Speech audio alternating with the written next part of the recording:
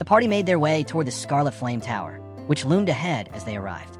Belinda and Kayr's faces showed clear astonishment. Ghislain led the group personally, ensuring he would not need to pay the merchant's share. In awe, the man, the legend, and the myth, Gordon marveled at the tower's height. He had heard of it for years, but never expected to see it in person. One of the mercenaries also shared their amazement, stating they had long heard of it, but were now seeing it firsthand. Gordon then commented on the stark contrast between the lives of the people in the tower and those in Perdium, highlighting how different the world seemed from the one they knew. The areas surrounding magic towers often developed through trade with the mages. The surroundings of the Scarlet Flame Magic Tower, in particular, were remarkably clean and advanced. As one of the standing magic towers, it also produced magic scrolls. On the street, mages worked effortlessly, repairing the road and laying street tiles as though they were seasoned construction workers. One of the mercenaries, astonished, wondered aloud how such work could be done using magic, while another expressed disbelief at seeing magic performed without a scroll. The group watched in wonder as they passed by, observing the mage's skill. As they moved forward, the group of mages glanced sharply at the passing party of mercenaries, their expressions tinged with disdain. In an instant, the mages cast a spell, blue flames shooting from their staffs, burning with an intensity that seemed to scorch the very essence of their existence. The flames enveloped them, and before long, they seemed to vanish from sight. The mercenaries reacted in surprise, exclaiming how extraordinary it was. With a hint of nonchalance, Ghislain calmly explained that it was a concealment spell and remarked that the mages clearly didn't want to be seen. Ever the skeptic, Kayr scoffed at the situation, chastising the mercenaries for their behavior. Belinda, somewhat taken aback but still impressed, expressed that even if the tower wasn't what it once was, it remained a powerful force. Ever the pragmatist, Gillian reminded them that Brivient was one of the wealthiest territories in the kingdom, and thus it made sense that such a tower would still hold importance. However, Ghislain pondered deeply on this. On the surface, the tower was still grand, but no one could have predicted its decline from its former glory. Soon, the party arrived at the imposing gates of the tower, where they stopped momentarily to gain entry. Ghislain remarked with some satisfaction that they had finally arrived. Straining his neck to get a better view, Kayr commented that it was so tall it almost seemed as though it would snap his neck. Belinda chimed in, noting that even reaching the main gate felt like a journey in itself. As they approached, something struck them as odd. There were no gatekeepers to be found. Instead, two sets of armor, each holding massive axes, lay unattended. Suddenly, a mage called down from above the gate wall, ordering the party to step back. Right after, lines of mana formed in the air, reaching down toward the discarded equipment. The mages, standing on the gate wall, magically animated the armor to stand as guards. The towering figures of the armored guardians, now animated by magic, raised their axes in a defensive posture, blocking the entrance. One of the guards bellowed, demanding to know the party's identity and purpose. Tinged with incredulous in her voice, Belinda commented that the armor seemed almost like puppets, while Kayr sneered, remarking that these were typical gatekeepers of a magic tower, unwilling to even come down to speak face to face.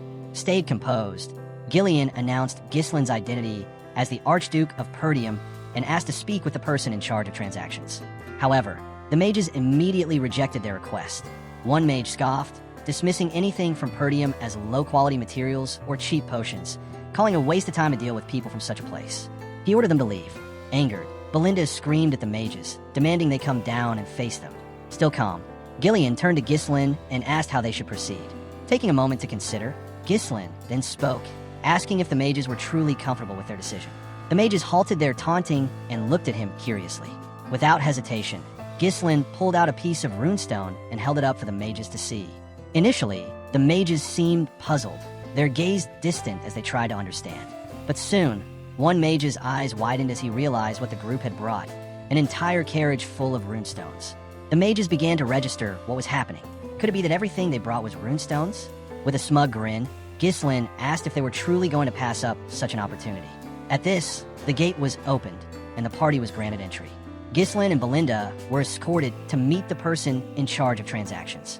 Two men greeted them warmly, bowing in recognition of their esteemed guest. The man who introduced himself as Sylvain, the trading manager of the tower, promised to assist them with whatever they needed. Unfazed, Ghislain requested someone capable of handling such a large transaction, indicating his desire to meet directly with the tower master. Sylvain was taken aback by this request, but quickly assured them he would notify the tower master and have someone escort them to the reception room. Belinda, still seething from the earlier disrespect, muttered under her breath about how they should have been treated with more respect from the start, directing her words toward the mage guard earlier. Just then, an explosion rattled the tower, drawing Gislin's attention. He wondered aloud if something was wrong, but the mage quickly dismissed his concern, explaining it was a common occurrence during magic research. Still, Gislin's thoughts drifted elsewhere, and a certain figure lingered in his mind. At the research lab, the door opened, and 3 seemingly high-ranking mages stepped into the room. One was lying on the floor, the air thick with dissipating mana. A blonde-haired mage spoke sternly, telling the girl that she had been warned about entering the research lab. Alfoy, blonde-haired woman who sneered at the black-haired girl, her tone dripping with mockery as she spoke. She couldn't believe that someone without the ability to use magic would dare occupy a spot in the research lab. She taunted the girl, asking if she was ignoring the words of Alfoy, the heir to the magic tower and a 3rd circle master. Another mage, a black-haired man, joined in, also mocking the girl and her teacher for accepting such a disciple. A 3rd mage, a blonde-haired man, chimed in, arrogantly stating that the black-haired girl should be grateful for even being allowed a spot in the prestigious Scarlet Flame Magic Tower. The black-haired girl, lying weak and disheveled on the floor, gasped for air but still found the strength to respond. She weakly asserted that as a mage, she had the right to use the research lab just as much as anyone else. With a cruel smirk, Alfoy responded dismissively, calling her a mage before casting a spell. With a swift motion, Alfoy summoned crimson flames to her staff, preparing to challenge the girl with a fiery attack. Alfoy's tone was smug as she told the girl to try blocking the fire with her own magic. She hurled a fireball toward the seemingly helpless girl, casting the 1st circle spell Fire Sling. The black-haired girl, barely able to steady herself, raised her hand, struggling to cast a defensive spell. As the fireball approached, she faltered, her hand trembling as she prepared to take the hit with her bare body. Just before the fireball reached its target, a caped figure appeared between them. Gislin, wielding his sword, moved swiftly, deflecting the fireball with ease. His actions freed the girl from the torment she had been enduring at the hands of her fellow mages. Gislin turned to face the 3 mages with a nonchalant expression, commenting on the research taking place at the Scarlet Flame Tower. He called out the bullying that had been allowed to occur, the apparent disregard for the dignity of fellow mages. Meanwhile, in the Tower Master's conference room, the argument had escalated. Hubert, the master of the Scarlet Flame Magic Tower, was seething with frustration as he learned that their supply of runestones was nearly exhausted. He shook his head in disbelief, feeling the weight of the situation as his head throbbed from the looming shortage. The situation was dire, and Hubert could see that if things continued this way, the gap between their tower and the Crimson Magic Tower would only grow wider. With growing frustration, Hubert demanded answers. He had ordered the elders to stock up on runestones in advance, but now it seemed they had failed to act.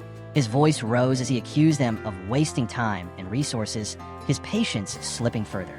One elder, wearing a yellow hat, internally scoffed at Hubert's outburst, reflecting on how the Tower Master had spent more time socializing with nobles and indulging in luxuries instead of focusing on the tower's needs.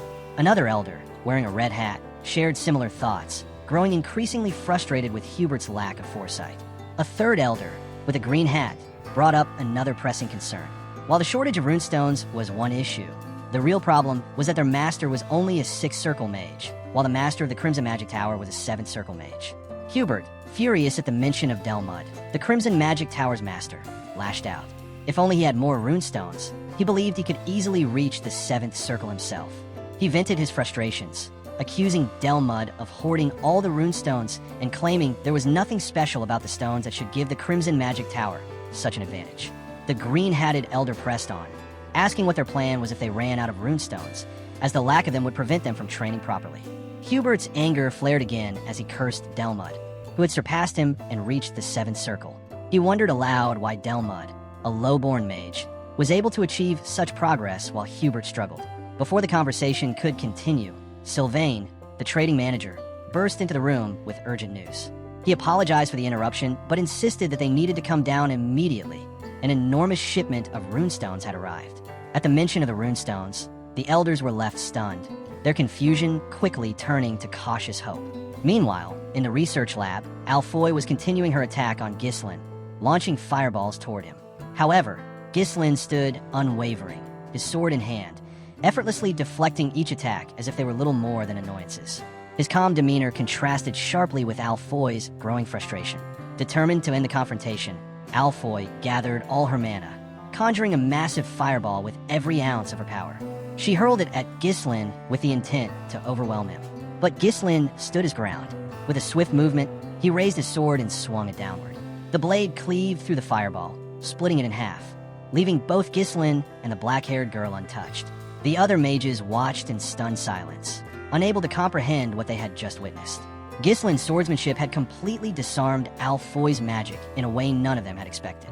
Bewildered and furious, Alfoy demanded to know who Ghislain was.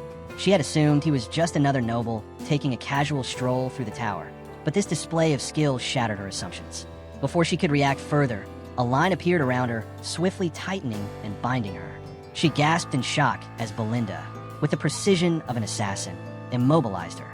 The scene now looked grotesque, with Alfoy helplessly bound, her previous arrogance stripped away. Belinda's voice was cold as she threatened the restrained mage for daring to attack her young master.